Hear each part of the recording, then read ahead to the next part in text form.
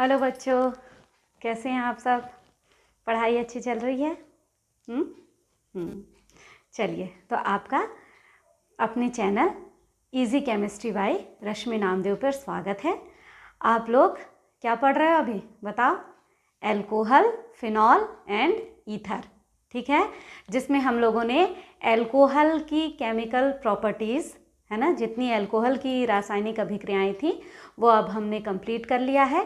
आज हम पढ़ने वाले हैं फिनॉल की जो केमिकल रिएक्शंस होती हैं, यानी ये स्पेसिफिकली कौन देते हैं? फिनॉल्स देते हैं। और ये केमिकल रिएक्शन बहुत इम्पॉर्टेंट होती हैं, याद रखिए। इसमें कई सारी नेम रिएक्शन भी आएंगी। तो हम लोग आज से स्टार्ट कर रहे हैं केमिकल प्रॉपर्टीज़ ऑफ फिनॉल्स या रिएक्शन ऑफ फिनॉल्स, जिसमें ये कुछ क्वेश्चंस लिखे हुए हैं। ये क्वेश्चन देखिए, कंप्लीट द रिएक्शन यानी निम्नलिखित अभिक्रियाओं को पूरा कीजिए, ऐसा देता है। इसलिए मैं आपको इस पैटर्न पे बता रही हूँ। और कुछ कैसे प्राप्त करोगे, हाउ टू ऑब्टेन फिनॉल से पिक्रिक अम्ल, फिनॉल से ortho and para chlorophenol, phenol से 2,4 डाइसल्फोनिक अम्ल, ठीक है। तो इस क्वेश्चन को आप, जो बोर्ड पे लिखा हुआ है, ये क्वेश्चन को आप नोट कर लीजिए। फिर आज के लेक्चर में हम इन्हीं क्वेश्चंस का आंसर ढूंढेंगे, ठीक है। तो फटाफट नोट करिए। और जो लोग भी नए बच्चे इस चैनल को देख रहे हैं वो फटाफट से सब्सक्राइब कर लीजिए और लाइक कर दीजिए। और आज का लेक्चर स्टार्ट करते हैं। चलिए, तो अब पढ़ते हैं। आज की जो मेन क्लास है उसमें हम पढ़ेंगे इलेक्ट्रोफिलिक सब्स्टिट्यूशन। वो भी कैसा? Electrophilic aromatic substitution. अब फिनॉल एरोमेटिक कंपाउंड है ना, इसीलिए हम क्या पढ़ेंगे? Electrophilic aromatic substitution.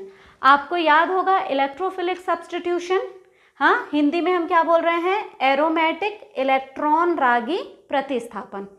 आपको याद होगा इलेक्ट्रोफाइल कौन होते हैं? इलेक्ट्रॉन का राग कौन अलापता रहता है? जिसके ऊपर इलेक्ट्रॉन से विरोधी आवेश यानी क्या होगा? धनावेश होगा। यानी इलेक्ट्रोफाइल कौन होंगे? वो होंगे जिनके ऊपर धनावेश रहेगा, पॉजिटिवली चार्ज रहेगा वो, ठीक। अब इलेक्ट्रोफिलिक जो सब्स्टिट्यूशन है ये आप लोगों ने क्लोरोबेंजीन में भी पढ़े थे, इसके पहले वाले चैप्टर में। तो आज हम यहाँ पर फिनॉल का इलेक्ट्रोफिलिक एरोमेटिक सब्स्टिट्यूशन करते हैं। तो देखिए, ये जो फिनॉल है ना, ये फिनॉल का जो OH ग्रुप है, ये फिनॉल, ठीक, इस फिनॉल के OH ग्रुप की बात करें, ये OH ग्रुप, इसके पास एकाकी इलेक्ट्रॉन युग्म होता है, लोन पेयर ऑफ इलेक्ट्रॉन। और ये वास्तव में इलेक्ट्रॉन रिपेलिंग ग्रुप होने की वजह से ये इलेक्ट्रॉन को बेंजीन रिंग की ओर क्या करता है?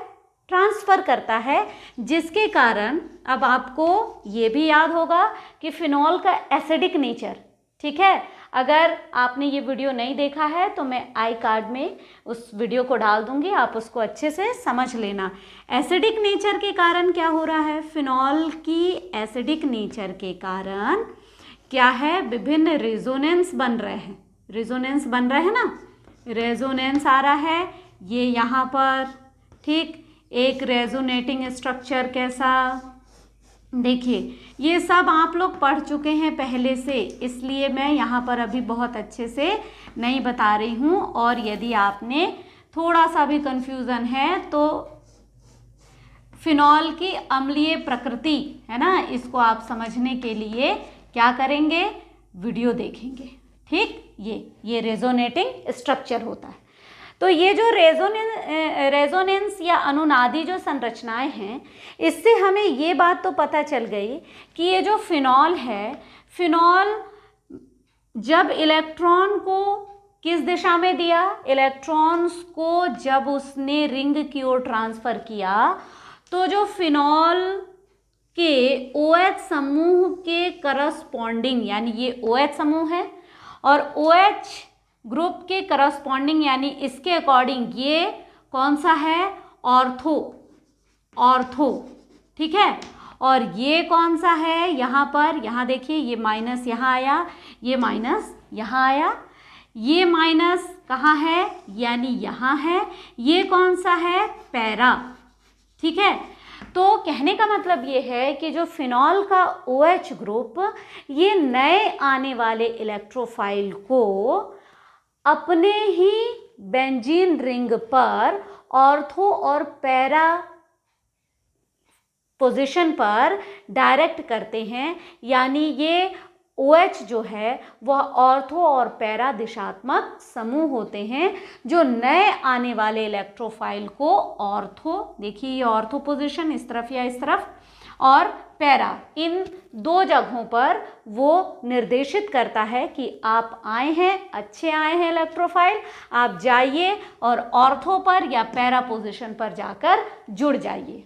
ठीक है, तो OH जो है वो ऑर्थो व पैरा दिशात्मक समूह होता है। और ये क्यों होता है ये इसके अनुनाद से समझ में आ गया। यहाँ पर इलेक्ट्रॉन, देखिए इलेक्ट्रोफाइल जुड़ना है, इलेक्ट्रोफाइल यानी पॉजिटिव वाला जुड़ना है, और हम देख रहे हैं कि ये ऑर्थो पर इलेक्ट्रॉन का जो डेंसिटी है वो बढ़ाया या पैरा पर बढ़ाया, तो आने वाला पॉजिटिव चार्ज यहाँ, यहाँ या यहाँ, यहीं तीन जगह तो जुड़ेगा। ठीक है, तो अब हम स्टार्ट करते हैं इनकी रिएक्शंस। ठीक है, इनकी जो अभिक्रियाएं हैं, इनकी रिएक्शन में देखिए आपने पहले भी पढ़े हो नाइट्रीकरण, सल्फोनीकरण, हेलोजनीकरण, एल्कलीकरण और फ्रीडल क्राफ्ट। तो यहाँ पर आपकी जो बुक में दिया गया है वो हम देख लेते हैं। एक है नाइट्रेशन यानी नाइट्रीकरण, नाइट्रेशन। ठीक है, नाइट्रीकरण। ठीक, नाइट्रीकरण हमें पता है सधूम नाइट्रिक अम्ल यानी हम H2SO4 की उपस्थिति में HNO3 से क्रिया कराते हैं। H2SO4 की उपस्थिति में HNO3 से क्रिया कराते हैं नाइट्रीकरण के दौरान। और जो ये देखिए बेंजीन हम बना लेते हैं, ये हो गया बेंजीन OH, और अब ये HNO3 नाइट्रिक अम्ल इन प्रेजेंस ऑफ H2SO4 की उपस्थिति में। अब हमने पहले भी देखे थे, हम इसे कैसे लिख सकते हैं, HONO2। वास्तव में ये जो NO2 है वही ऑर्थो या पैरा है ना पोजीशन पर आकर जुड़ेगा। और आपको ये भी मालूम है कि प्रत्येक ये कॉर्नर पे बेंजीन के सभी कॉर्नर जो कोने निकले होते हैं वहाँ क्या होता है CH, तो ये H प्लस को निकाल देगा और NO2 प्लस जो है वो जुड़ जाएगा। ठीक, तो अब हम देखते हैं, ये लीजिए, ये हो गया आपका OH फिनॉल और यहाँ पर क्या हो जाएगा NO2, ये हो जाएगा ऑर्थो नाइट्रो फिनॉल। ठीक, प्लस ऑर्थो पे ही नहीं जुड़ेगा बल्कि ये हो गया OH और यहाँ पर NO2, तो ये हो जाएगा पैरा नाइट्रोफिनॉल, पैरा नाइट्रोफिनॉल। ये दो, इन दोनों का मिक्सचर मिलेगा।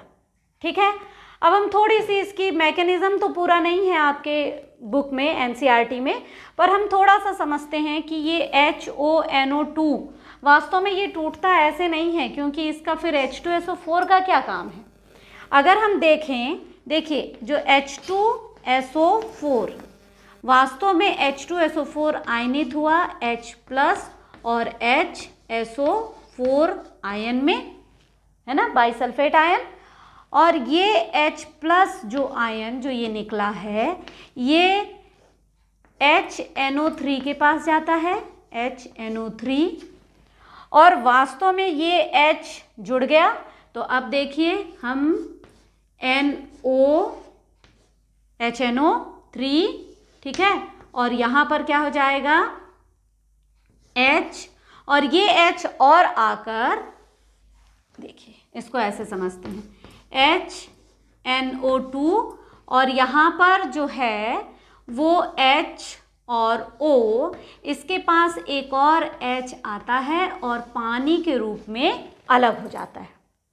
ठीक है, पानी के रूप में, यानी हम ऐसा समझ रहे हैं यहाँ से ये पानी हाइड्रोजन लिया, नहीं, ये H2SO4 से एक हाइड्रोजन लेकर पानी के रूप में अलग हो गया और इसके बाद इसके ऊपर चूंकि एक वैलेंसी कम हो गई, इलेक्ट्रॉन ले लिया है, तो ये नाइट्रोनियम आयन, ये नाइट्रोनियम आयन के द्वारा ही नाइट्रीकरण होता है। ठीक है, तो अब हम इस देख लिए कि ये किस तरह से अभिक्रिया हुई और यहाँ पर बना दिया उसने ऑर्थो नाइट्रोफिनॉल और पैरा नाइट्रोफिनॉल। अब इन दोनों का मिक्सचर मिला है, अब इन मिक्सचर्स को हमें अलग करना है, हमें ऑर्थो नाइट्रोफिनॉल अलग प्राप्त करना है और पैरा नाइट्रोफिनॉल अलग प्राप्त करना है। उसके लिए जो एक विधि काम आती है उसको हम कहते हैं आसवन या हम कहते हैं डिस्टिलेशन की प्रोसेस होती है। अब डिस्टिलेशन, उसमें भी कौन सा, वेपर, भाप आसवन के द्वारा क्या करते हैं। देखिए, भाप आसवन के लिए हम क्या करते हैं, अगर दोनों के मेल्टिंग पॉइंट में अंतर है, दोनों के क्वथनांक में अंतर है, तो हम क्या किए, दोनों के मिक्सचर को ले लिए और हम उस पर क्या दे रहे हैं, अब ताप दे रहे हैं।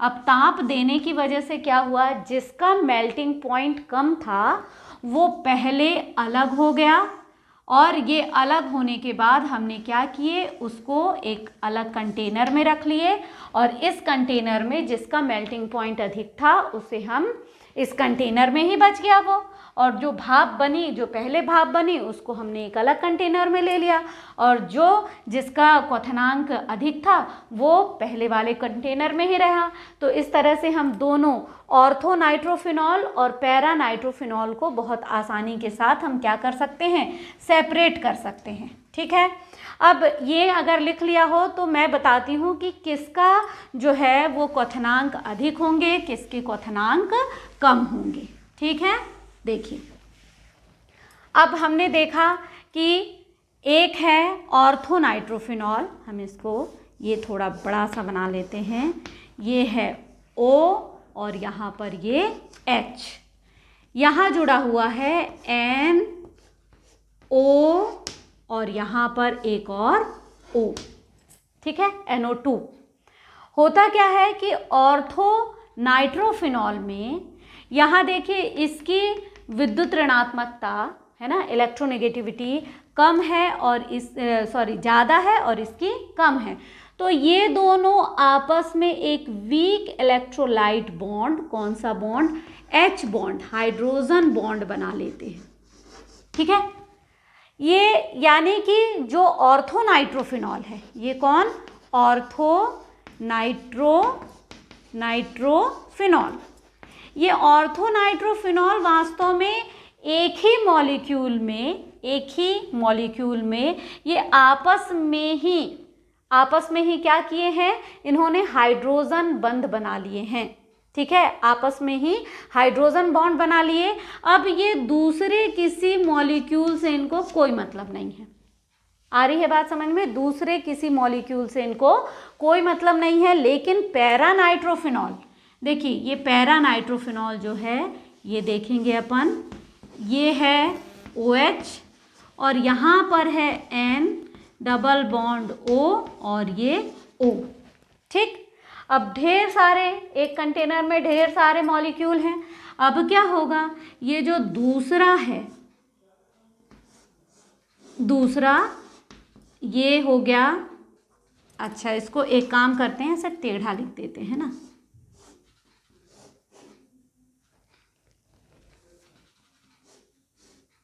ये, अब यहाँ पर क्या है, O और ये H और यहाँ पर ऐसे ही NO2। अब एक पैरा नाइट्रोफिनॉल का ऑक्सीजन दूसरे पैरा नाइट्रोफिनॉल के हाइड्रोजन के साथ यहाँ पर क्या बना दिया, H बॉन्ड। ठीक है, यानी इसमें क्या है, इसमें दो मॉलिक्यूल आपस में हाइड्रोजन बॉन्ड बना के एक दूसरे से चिपक गए हैं और इसके कारण इसका जो मेल्टिंग पॉइंट बॉइलिंग पॉइंट जो होगा, इसका बॉइलिंग पॉइंट कैसा होगा, हाई होगा, ज़्यादा होगा। क्यों? क्योंकि अब इसको उबालना है तो पहले मॉलिक्यूल के बीच के हाइड्रोजन बॉन्ड को तोड़ना होगा, जबकि ऑर्थोनाइट्रोफिनॉल में एक ही मॉलिक्यूल में हाइड्रोजन बॉन्ड बना है, इसके कारण ये इसके अणु जो हैं वो अलग अलग रहेंगे, तो इसका जो है ये बॉइलिंग पॉइंट कैसा हो जाएगा, कम होगा, इसका लेस कम होगा। तो हम जब डिस्टिलेशन करेंगे तो सबसे पहले ऑर्थोनाइट्रोफिनॉल अलग होगा, उसके बाद यानी वाष्पित हो जाएगा और उसके बाद इसका वाष्पन होगा, तो हम इस विधि से बहुत आसानी से उसको हम सेपरेट कर सकते हैं। ठीक है, तो इसको आप नोट कर लीजिए। ठीक है ना, आप इसको बड़े आराम से, मतलब जल्दी से, या आपकी बुक में दिया हुआ है। ठीक है, तो ये एक हमने बॉइलिंग पॉइंट के आधार पर इसको समझाए। ठीक, नाइट्रीकरण। अब नाइट्रीकरण ये हो गया। अब देखिए, हमने यहाँ पर जो पहली नाइट्रीकरण कराई है, इसमें हमने यहाँ पर डाइल्यूट HNO3 का उपयोग किए हैं, तनु, है ना। यहाँ पर आप बिल्कुल इसको लिख लेंगे कि किसका उपयोग किए हमने, तनु HNO3 नाइट्रिक अम्ल का उपयोग किए हैं। लेकिन यदि हम इसके स्थान पर सांद्र या कंसंट्रेट, है ना, कंसंट्रेट HNO3 का उपयोग करेंगे, तो क्या होगा वो भी देख लेते हैं। अगर हमने ये देखिए OH प्लस हम क्या किए, कंसंट्रेट HNO3 का उपयोग किए और यहाँ पर H2SO4 है ही। ठीक, तो क्या होगा, जितने जो फिनॉल के ऑर्थो पोजीशन हैं, जितने यानी कितने हैं, इसको मिटा देती हूँ, जितने यानी कितने हैं, जितने यानी 2 हैं, एक यहाँ और एक यहाँ, इन दोनों जगह पर NO2 आ जाएगा। क्यों? क्योंकि कंसंट्रेट है, NO2 की मात्रा बहुत अधिक है, और एक पैरा पोजीशन पर भी NO2 आ जाएगा। NO2 क्यों? क्योंकि नाइट्रिक अम्ल की मात्रा ज़्यादा है ना। कंसंट्रेट मतलब क्या, डाइल्यूट, यानी कि हमने पानी में थोड़ा सा नाइट्रिक एसिड डाले थे, लेकिन कंसंट्रेट यानी कंसंट्रेट नाइट्रिक अम्ल की मात्रा अधिक है और पानी की कम है, इसीलिए इसका नाइट्रीकरण बहुत तेजी के साथ होगा। और अब ये क्या बना दिया, देखो 1 ये है, 2 3 4 5 6, यानी 2 4 6, कितने, ट्राई नाइट्रोफिनॉल, और इसी को हम क्या कह देते हैं, पिक्रिक अम्ल। क्या कह देते हैं, पिक्रिक अम्ल। तो आ गई बात समझ में। अगर आता है कि फिनॉल से पिक्रिक अम्ल, तो हम क्या करेंगे, हम कंसंट्रेट HNO3 के साथ अभिक्रिया कराएंगे और हम पिक्रिक अम्ल प्राप्त करेंगे। फिनॉल की जो भी ऑर्थो पोजीशन है, 2 ऑर्थो पोजीशन, वहाँ पर नाइट्रो समूह आ जाएगा और एक पैरा पोजीशन पर नाइट्रो समूह आ जाएगा। इस तरह से 2 4 6 ट्राई नाइट्रोफिनॉल हमें प्राप्त हो जाएगा। ठीक है, तो अब हम इसकी आगे की रिएक्शन देखते हैं। तो ठीक है, अब हमने नाइट्रीकरण देख लिए, अब हम देखेंगे सल्फोनीकरण, है ना,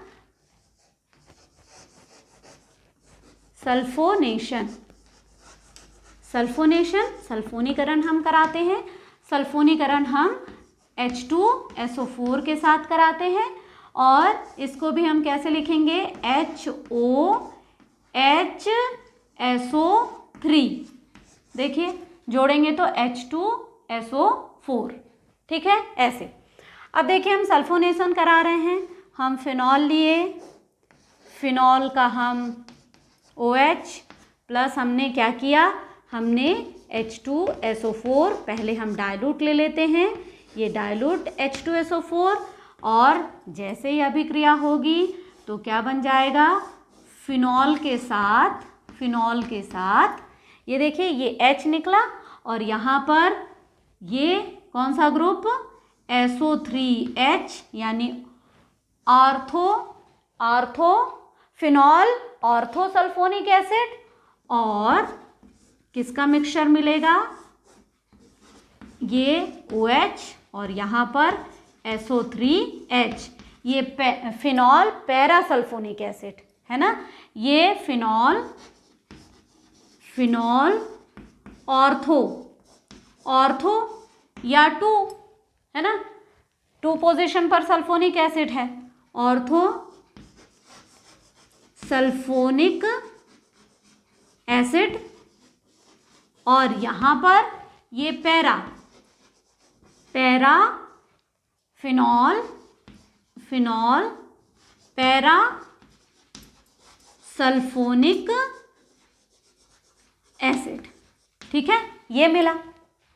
अगर यही अभिक्रिया, ठीक है, ये डाइल्यूट H2SO4 के साथ हमने कराई, अगर यही अभिक्रिया हम कंसंट्रेटेड H2SO4 के साथ करा दें, हम कंसंट्रेटेड H2SO4 के साथ यदि यही अभिक्रिया कराएंगे तो वास्तव में, अब कंसंट्रेटेड अपन ने देखा था अभी पिक्रिक अम्ल मिल जाता है, तो क्या होगा कि 2 और 4 दोनों पोजीशन पर SO3H, ये तो ये क्या हो जाएगा, फिनॉल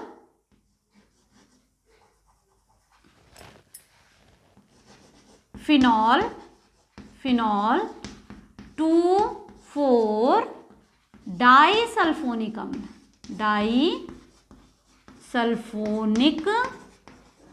अम्ल।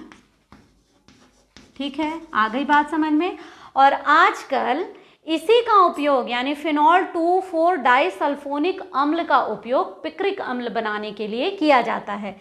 इसी पर जब हम कंसंट्रेट HNO3 की क्रिया करा देंगे तो हमें क्या मिल जाएगा, पिक्रिक अम्ल यानी ये सल्फोनिक ग्रुप अलग हो जाएगा और वहाँ पर तीनों जगह क्या इकट्ठा हो जाएगा, ये देखिए OH, यहाँ पर NO2, यहाँ पर NO2 और यहाँ पर NO2, तो ये बन गया आपका पिक्रिक एसिड। तो ये सल्फोनेशन हो गया। ठीक है, अब सल्फोनीकरण के बाद हम क्या पढ़ेंगे, क्लोरोनीकरण। तो मिटा देते हैं इसको, चलिए, है ना। तो हम क्लोरोनीकरण भी पढ़ लेते हैं। इसकी क्रिया हम किससे करा देंगे, देखिए जिसके पास भी Cl हो, क्लोरीनीकरण यानी हम किससे कराने वाले हैं, जिसके साथ Cl हो, है ना। तो Cl जिसके पास होगा उसी के साथ हम क्लोरोनीकरण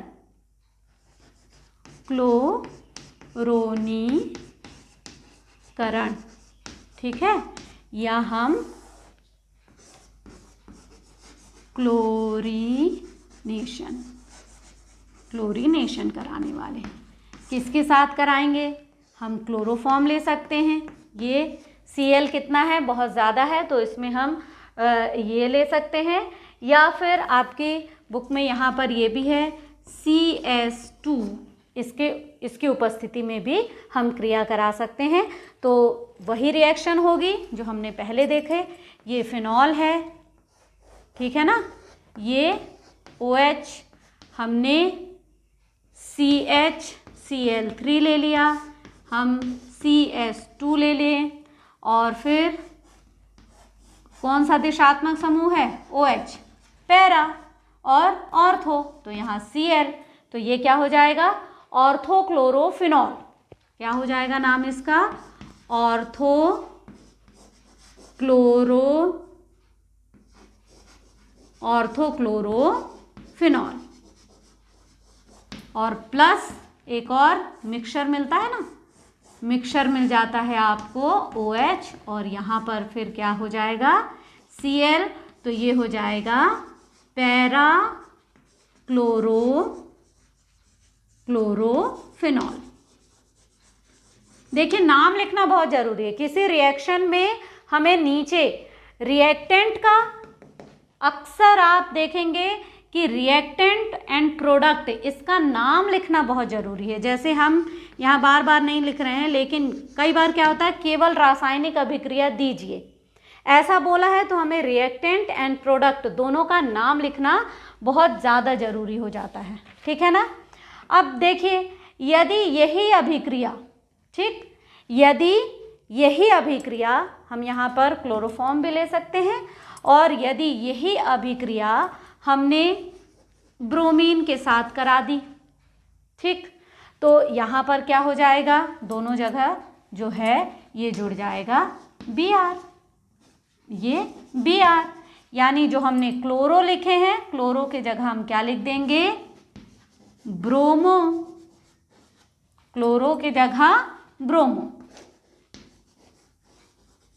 ब्रोमो, ठीक है, ठीक। अब यदि हम ब्रोमीन वाटर, ब्रोमीन जल के साथ अभिक्रिया कराएं, ठीक है, तो ब्रोमीन जल के साथ जब अभिक्रिया कराते हैं तो वैसे ही जैसे पिक्रिक अम्ल मिला था ना, वैसे ही जब हम ब्रोमीन जल के साथ क्रिया करा देंगे, यानी अब हम यहाँ पर क्या करने वाले हैं, ब्रोमीन जल, उसका भी ब्रोमीन की मात्रा अधिक है, तो हमने यहाँ पर क्या ले लिया है, Br2 वाटर, है ना, ब्रोमीन जल। तो जितने पोजीशन पर सब्स्टिट्यूएंट जुड़ना चाहिए उतने पर जुड़ जाएगा, ये Br, ये Br, ऑर्थो पर एंड पैरा पर, तो क्या नाम हो जाएगा इसका, 2, 4, 6 ट्राई ब्रोमोफिनॉल। आ गई बात समझ में, 2, 4, 6 ट्राई ब्रोमोफिनॉल, 3 जगह जुड़ा है, इसलिए हम उसका पोजीशन बताकर 2, 4, 6 ट्राई ब्रोमोफिनॉल के रूप में हम इसको ले लेते हैं। तो ठीक है, आज हमने इलेक्ट्रोफिलिक एरोमेटिक सब्स्टिट्यूशन हुआ किसके द्वारा, इलेक्ट्रोफाइल के द्वारा, यानी जिसके ऊपर प्लस था। सब्स्टिट्यूशन हुआ किसका, हुआ हाइड्रोजन प्लस का।